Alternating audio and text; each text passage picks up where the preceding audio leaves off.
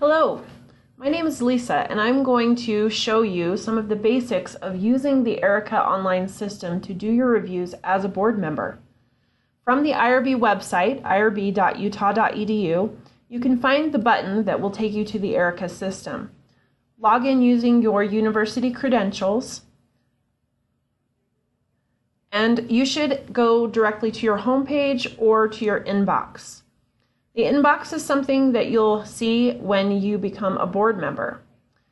Over on the left side of the screen, there are several roles that you may have access to, or you may only have access to one role.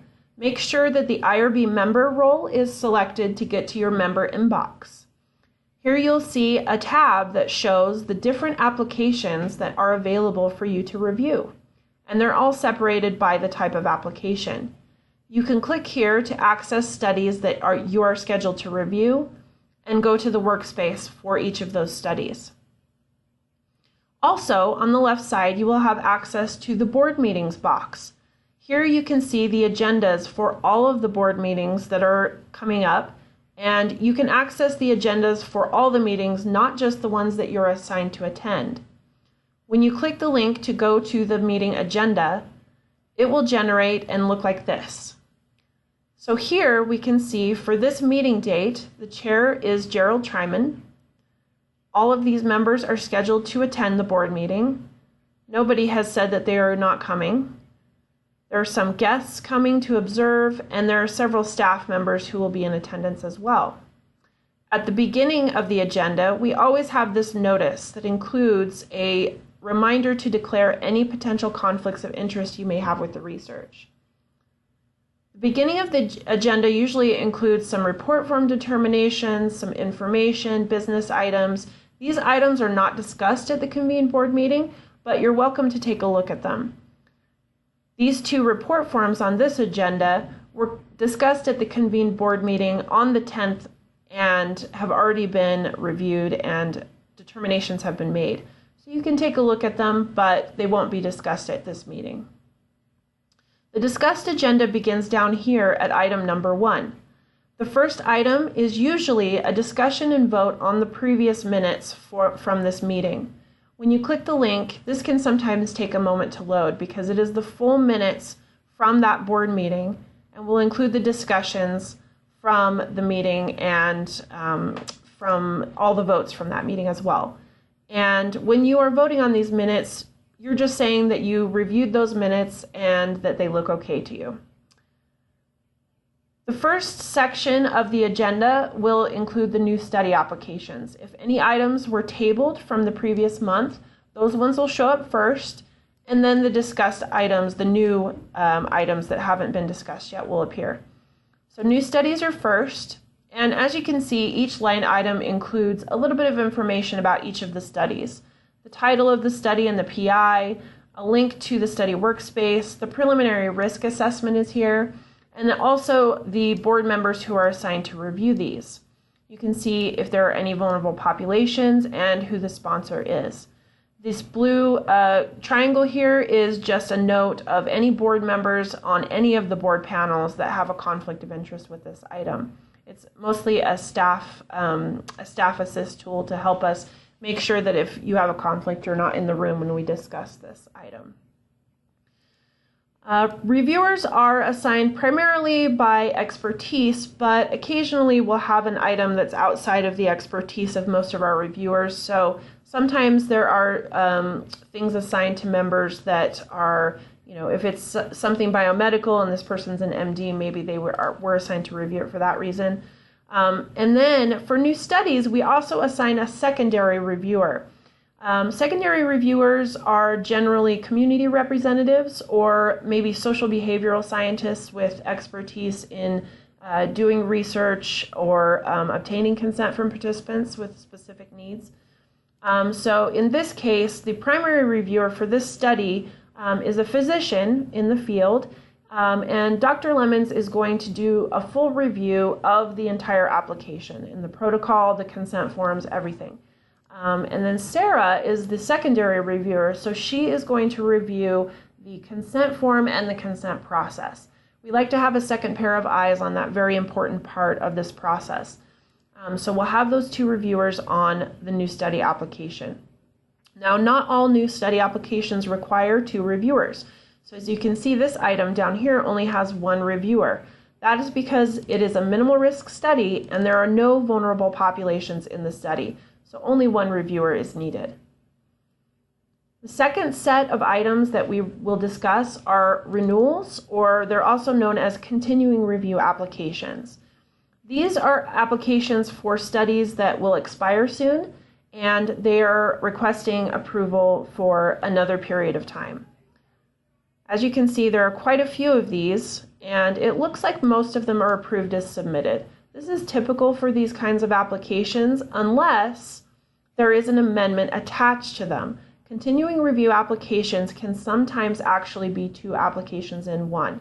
So make sure you're checking when you're assigned to review these, because if there's an amendment attached, they can take a little bit of time. The next application type are report forms. Report forms are, they can be a wide variety of things. They could be unanticipated problems, they could be complaints, they could be protocol deviations. They're usually assigned to board members who have experience reviewing these items, and board members are given, who are assigned to review these report forms, are given a lot of information ahead of time by the IRB staff. If you're ever assigned to review one of these, don't worry, you will have a lot of help from us. The last item that we cover on the discussed agenda is the amendments. Amendments are changes to the approved study, and I always try to caution our new members about these to make sure that if you're assigned an amendment, that you give yourself enough time to review it. Take a look at these as soon as you're assigned so that you know what you're dealing with, because an amendment can be something very easy, it can be a very simple change, or it can be a huge change to the study. It really just depends on what the changes are. So make sure you take a look at these, because sometimes these reviews can be really easy and really quick, and sometimes they can take quite a bit of time. Back up to new study applications, I'm going to just click on this link to this study workspace. And what will happen is Erica will open a workspace specific to the study itself. So here I've got a lot more information about this study. I can take a look at who the staff reviewers were. I can see who the board reviewers are. All of these names are hyperlinked to their profiles, so I could click those and take a look at that. I can also go here to the board review tab and see who the reviewers are, and I can take a look at their checklists here. In terms of deliverables for the IRB, board members are really just required to submit a board reviewer checklist for each item that they're assigned to review. And this is where you would submit that. So you can access this workspace a couple of different ways. You can access it from your inbox. So each of the items you're assigned would be here in your inbox, divided by the type of application it is. And you can click that link and go to the workspace. You can also go to the agenda and click it there, or you can click it from the email that you'll get from the Erica system when you're initially assigned to review the item.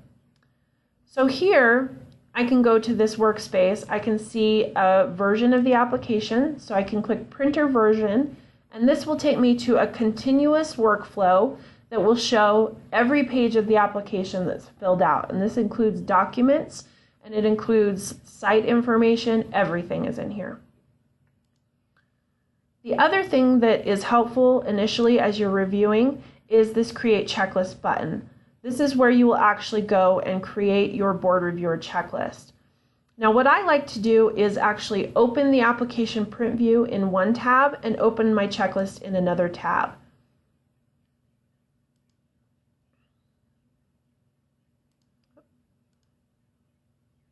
There we go.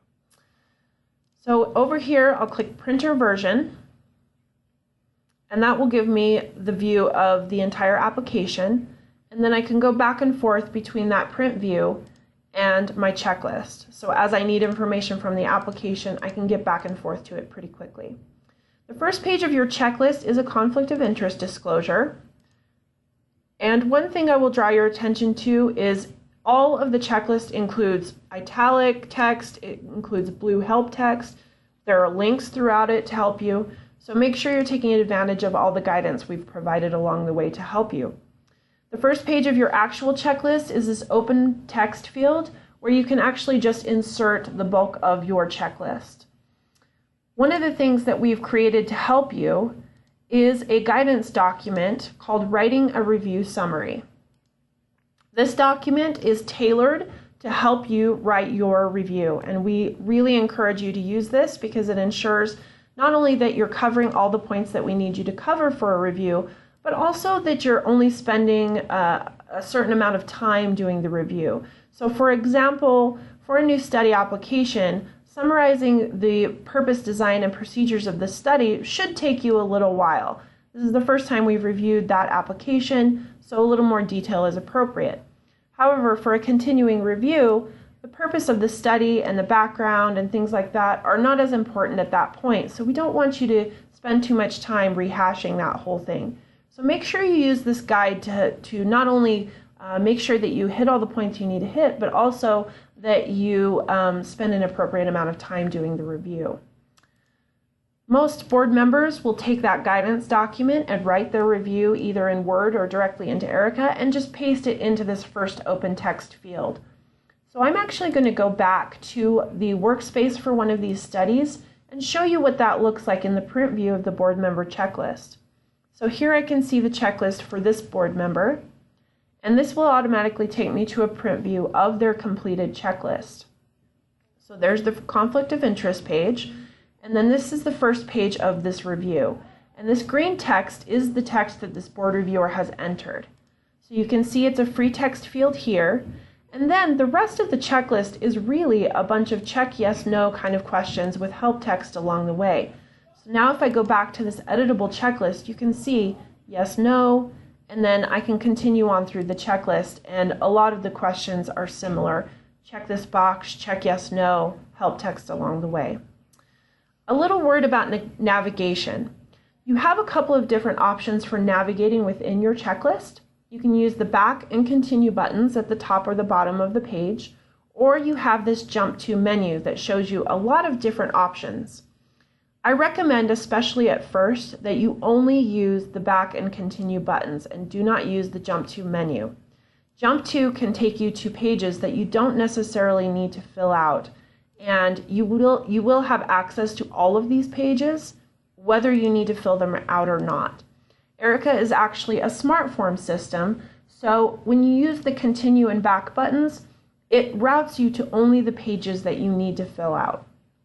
Now, once you become more familiar with the checklist, sure, definitely use this to skip around in your checklist so that you can navigate more efficiently. But make sure that you're not filling out pages that you don't need at first. The last page of your checklist is a final decision where you say, I approve this as submitted. This can be approved, but it needs a few changes. No, this needs a lot of work. I don't think I can approve this yet, but we're going to give them a chance to fix it. I think it can be tabled. Or you can also disapprove it here. If you're leaning towards tabled or disapproved, I really recommend you contact your IRB coordinator ahead of time so that if there's information we can get for you that will help you, we can work on that ahead of time. Typically, we do not disapprove an application until it's had at least a couple of chances at the convened board. So make sure you're in communication with us if you're leaning towards either of those decisions. And this is another example of a page with a lot of help text. There's a lot of information here, so make sure that you're reading through all of this information at first. You will get used to it over time and may have a tendency to skip over it. I recommend that about every 6 months or so, you make sure you slow way down and read all this information again, just to refresh your memory. Once you have made a final decision, you will continue or click exit to get out of your checklist. Now, as you can see, I'm on a page that I didn't start on. This is a new page. This is the workspace for your checklist. So just like before when I clicked that other board reviewer's checklist and it took me to a print view of that checklist, this is how the checklist actually lives in the Erica system. It has its own page once you create it. So now I can see there's the print view of my checklist as well. Sometimes this will happen where you end up in a page that you didn't start in and you just wonder how to get back to where you were. If you go up to the top, you can see the breadcrumb trail up here. So this shows you just kind of a forwarded list of all the different pages that you are in the Erica system. I kind of think of Erica like a filing cabinet. So here you can see I am in my Board Reviewer Checklist folder in the drawer for this study in my inbox cabinet. So if I were to click one step back, this would take me back to the workspace for the actual application, which is where I started. So for this workspace, there is a couple of things that you should take note of before you leave it. Up here, this yellow bar shows you the status of this checklist. It's still in draft form, which means there's probably something else I need to do. Down here under my activities, I can either withdraw this checklist or I can submit it. When you submit the checklist, that's what makes it appear on the agenda that shows what your determination or your recommendation is here.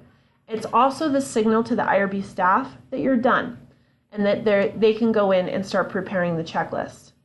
For this one, I'm not the assigned reviewer, so I'm going to go ahead and withdraw it. But if I was the reviewer, I would go ahead and submit it.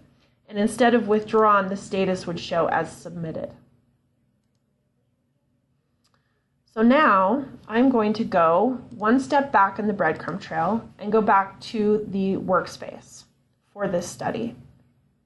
And as you can see, the checklists appear here, and I have access to either of them.